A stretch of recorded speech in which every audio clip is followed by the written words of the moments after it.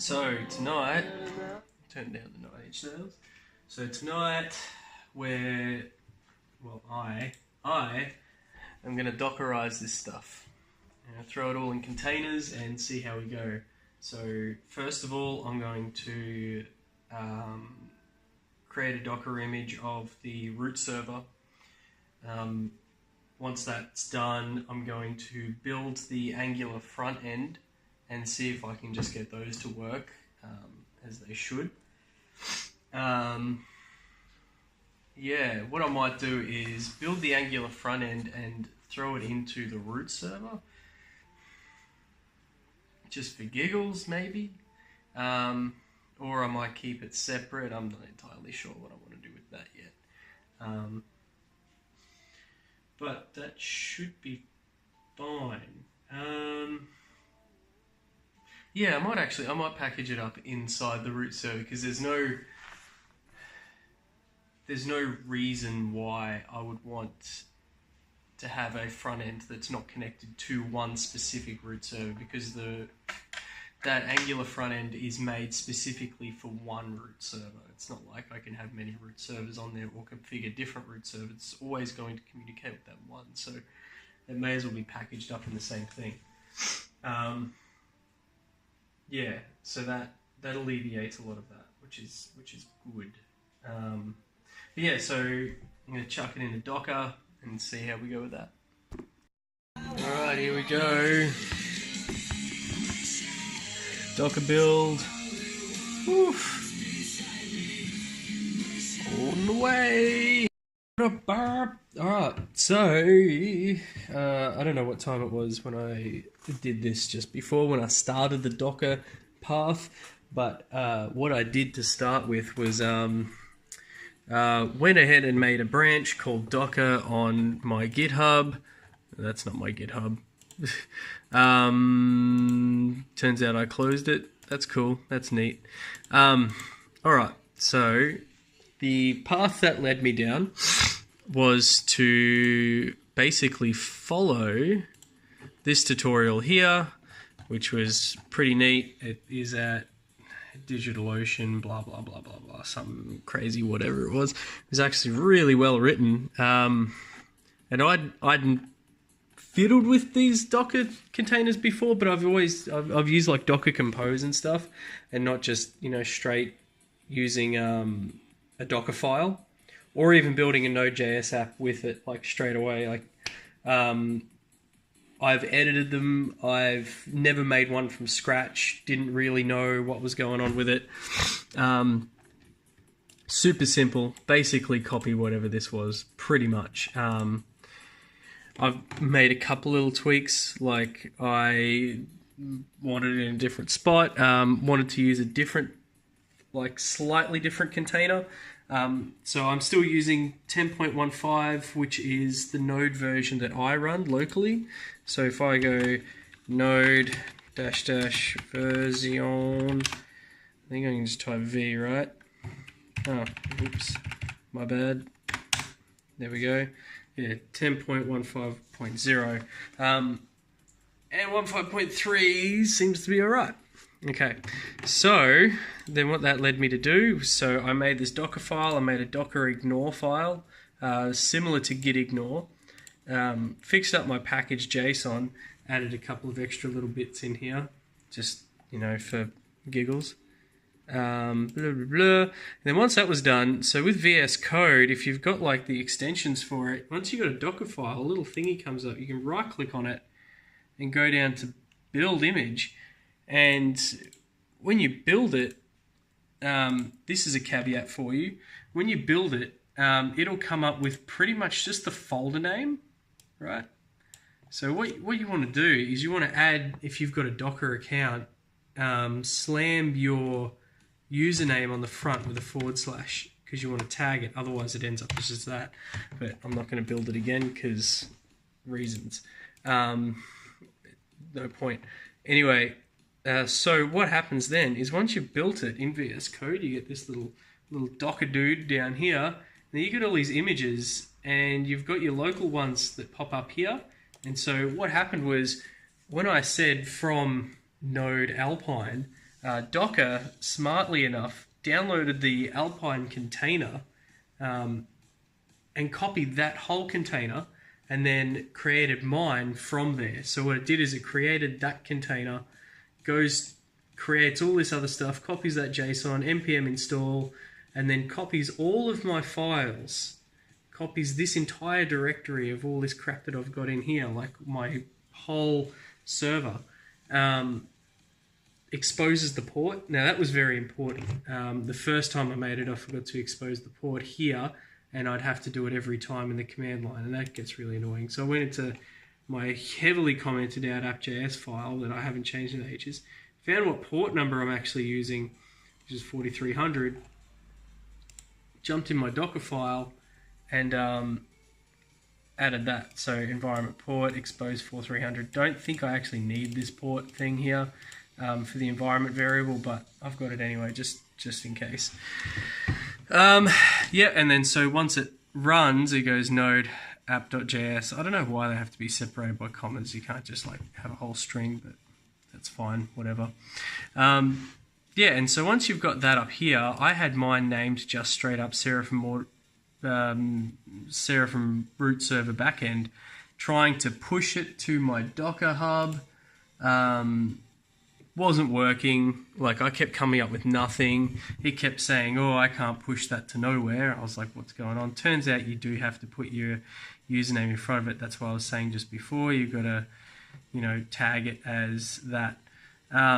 Once you push it successfully, then up in here, you get all of your containers that you've got, which is real neat. And then you can deploy these, you can run them, which is this one here. I don't know, normally you have to download it or whatever. But once I've got it locally here, if I went docker pull and did that, and I'd get it here, I'd be able to run it. And if I click run, then I open up my sweet Kitematic thing, I go over to my repos up in here, and there it is. There's my container.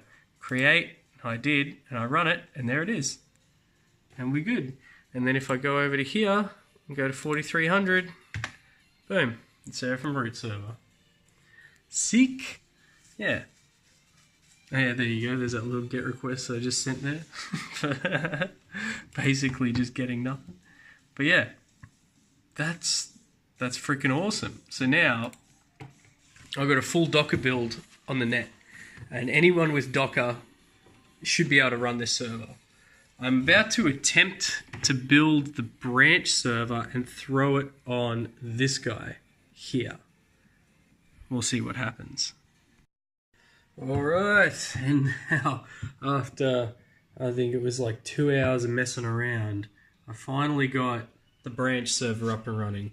Whereas the root server maybe took from 0 to complete was maybe 20 minutes, 25 minutes from knowing nothing to basically just having it up. But this one, because it uses serial port and such, it doesn't have any precompiled binaries that are available for it, so it needs to compile it itself. So it requires on this thing called like pre-building when Node does its installation stuff. So what I was doing was I was using a smaller Linux image called Alpine. So if we go over to the Node Docker page, right, they have what's called like Alpine Linux, right? Like, and it's like a super tiny, it's like, I don't know, like 5 megs or something, like the entire operating system just fits on there. It's great.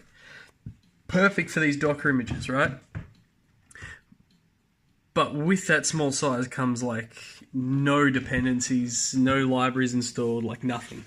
Yeah, so that's cool, real neat. So because of that, I went ahead, I tried to run my Docker container, my branch server, just using Alpine, ran into heaps of issues with this Node JIT stuff, pre-building crap. There's a heap of things that were like, oh, this will fix it, that'll fix it. The thing is, is like they're like, oh, change your node version to this or that, but these are like 2 to 3 year old questions and such, right? I don't want to have to change my node version around because it works as is, and I'm not making it a hard and fast rule that it has to work on without a Docker container, but it is nice to work without one. So I want all the versions to be the same. I want the root server to run on a version of Node, the branch server to run on a version of Node that is the same, if at all possible. That means that it's much easier for a regular human to use and install it. Putting it in Docker containers make it even easier for that to happen. So that's what I'm trying to do. So what I've ended up having to do to make it work is, instead of using the Alpine Linux container, I'm using just a straight up Debian distribution of it, which makes the container just massive, into the hundreds of megabytes of size, I think. When the root server is, I don't know, maybe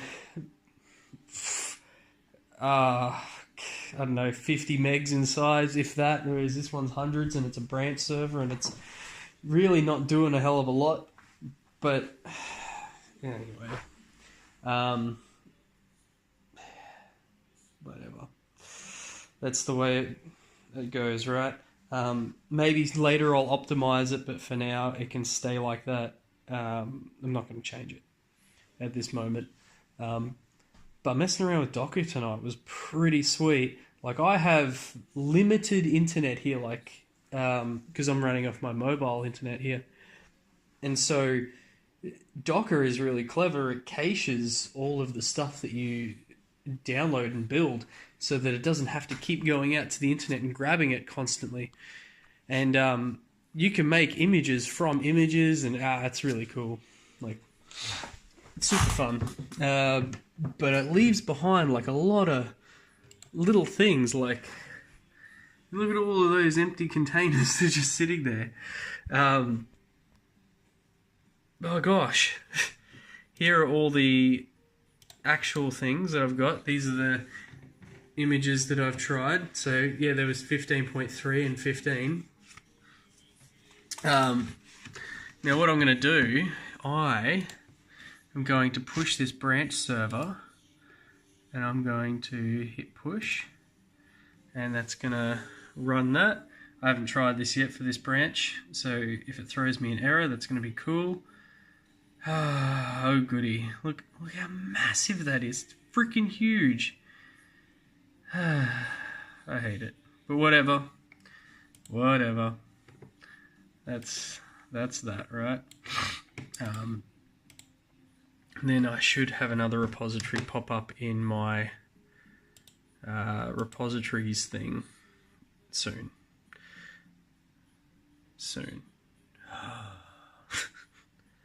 Mounted from library node. Oh cool, there you go. So if we go over here, we refresh this page. There we go. Branch server a few seconds ago. Nice. Does it tell me how big it is? I kind of don't want to know. It doesn't look. Oh, maybe. Builds, tags. No, wait. Whoa, you see that? 413 meg.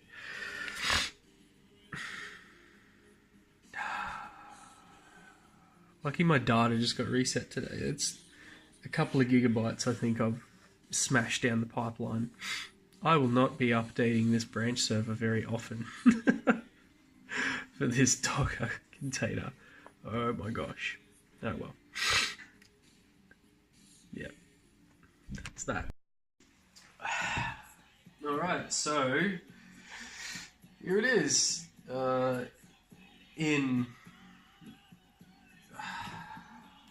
What am I trying to say? Running from Docker, I've got the front end running as part of the root server. Because I'm using Angular, so I used ng build and copied the build from that, the distribution folder, the dist folder, into the root server, and then on the root server, when you just hit the root of that, you get the front end. The drawback is that it far out. The drawback is that it copied the database. Not something I wanted to happen. I thought I'd put that in the Docker ignore folder file, but that didn't happen. So that's pretty annoying. There's a few things that are coming apparent right now is the configuration of things. What I need to do is get the configuration for the root server and the branch servers exposed to the user. Now, the root server is going to be easy because it's right here, but the configuration for a branch server might not be easy for everyone.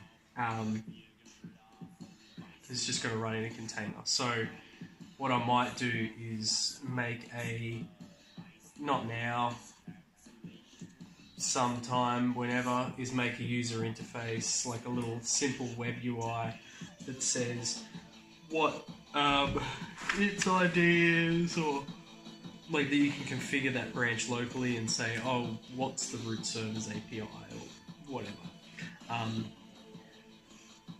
Like what's the root server's IP address, or when you add a branch on the root server, does it talk to that branch and then configure it from you? So I'm thinking of doing it both ways, so that when we add a branch on the root server, it goes to the root server and says, hey, I am your captain now. I am the captain now. That kind of thing. Yeah, it's all good, all happening. Yeah, it works. It's quick as. Actually, I should probably try to start running something. There you go. Yeah. One thing, maybe I should try this is copy that. Go here.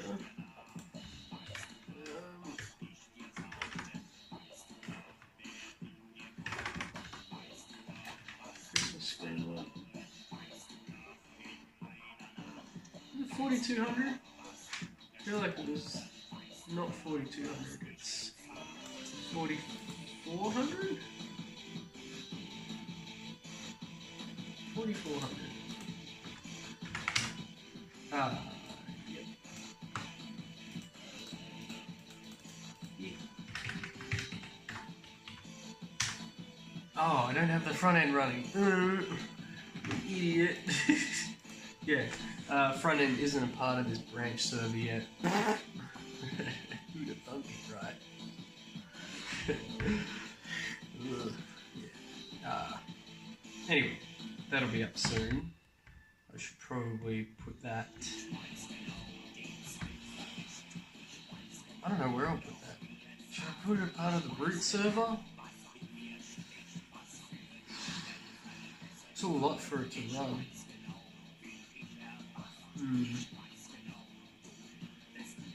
Don't know.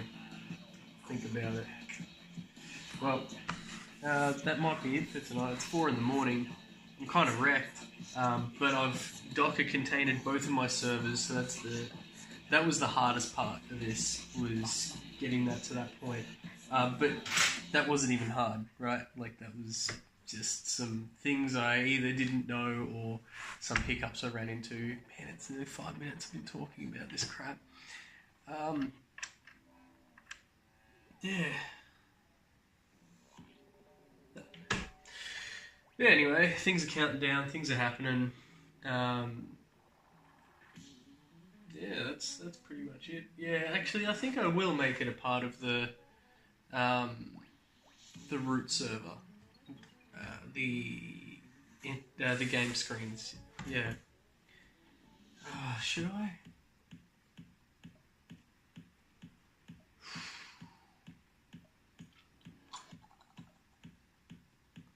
I don't know. I think so. I think so. I think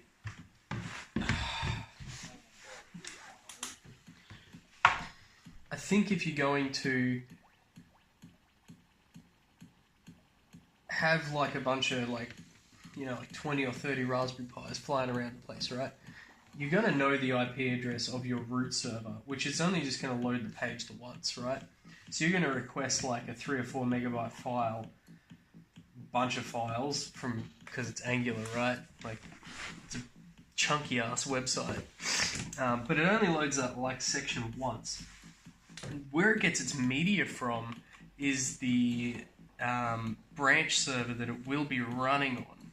Now I made it so that you can get the video and audio for the page from anywhere, but I think the page itself will be served from the root server. But how to configure that?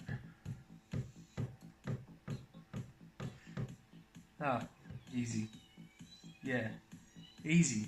Yeah, it's up to the person who installs it on their Raspberry Pi to go to that web address, which is just the root server's web address with whatever game it's playing or what have you. Yeah. Easy.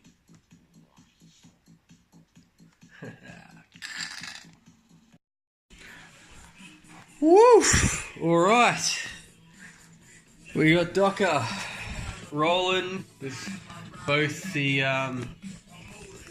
branch and the root server. It's now 7:30 in the morning. I know I said that a few hours ago, but I was sorting out some things that weren't really considered too much before now, which was configuring the like how the branch server would know where the root server was, if that makes sense. So basically, I just made it so you can, when you configure a branch, it will update whatever the root server is, which is cool, right? So, yeah.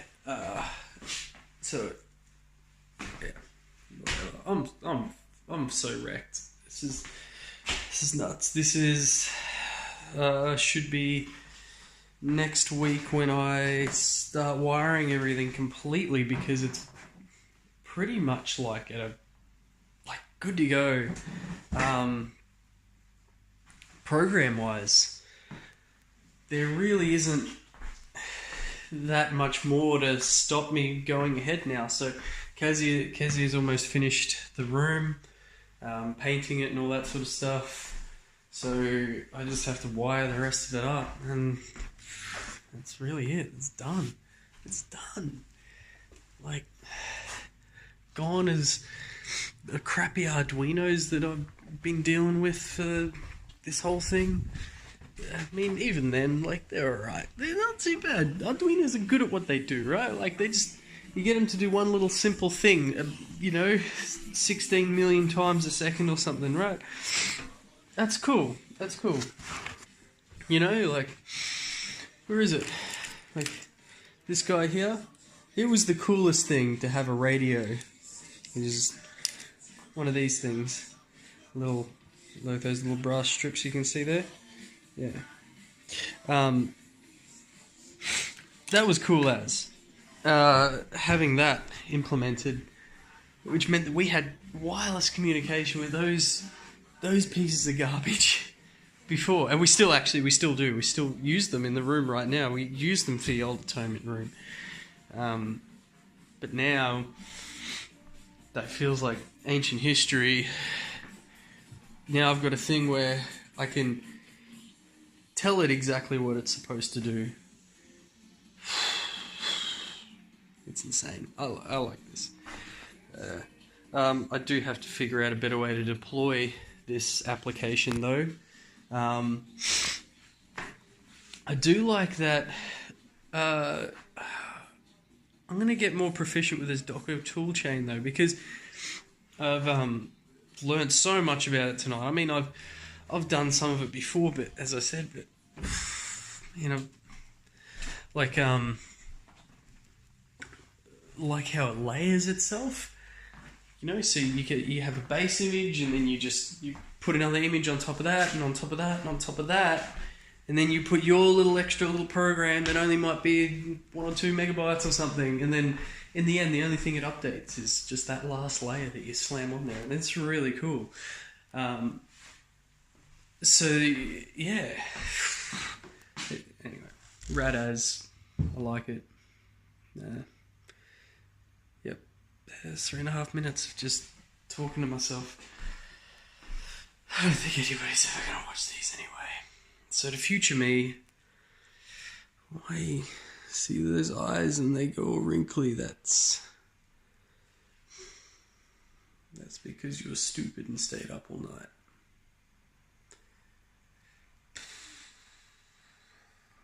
Yeah, I should shave. Should I shave? Whoa, what the heck? You showed me? Look at that tuft. Anyway, that's it. It's now 7:40 in the morning. 7:39. I'm going home. I'm going home. I've pushed everything up to Git, and now I've got my second repository, which is in Docker. Crap, hey? You know, what I was actually thinking was, when I do a Docker build, it pulls down from GitHub instead of building my whole repo inside it. But I don't think that's going to be efficient. Yeah. Because it's got to rebuild the node modules every single time. Yeah. I mean, I know it kind of already does, right? I don't know. Yeah. Anyway. That's it. Holy God, what should I put in next? I've got a bunch of all these other things, like ultrasonic distance sensors and stuff, which are on the Arduino framework. Not on this one yet. I'm thinking about it. I'm also thinking about chucking on, like an LCD monitor, or LCD, monitor onto this thing. Just plug it in and boom, get some buttons on there. So you can program it physically, I'm thinking, So you can say, hey, you take commands from this little LCD screen, these buttons when it's plugged in, blah, blah, so that you don't have to have a computer laying around for it to do stuff. You just do things. It's light. It's weird. This is weird light. Yep. Alright. That's it. Shit. I was supposed to do some printing and I completely forgot about it again.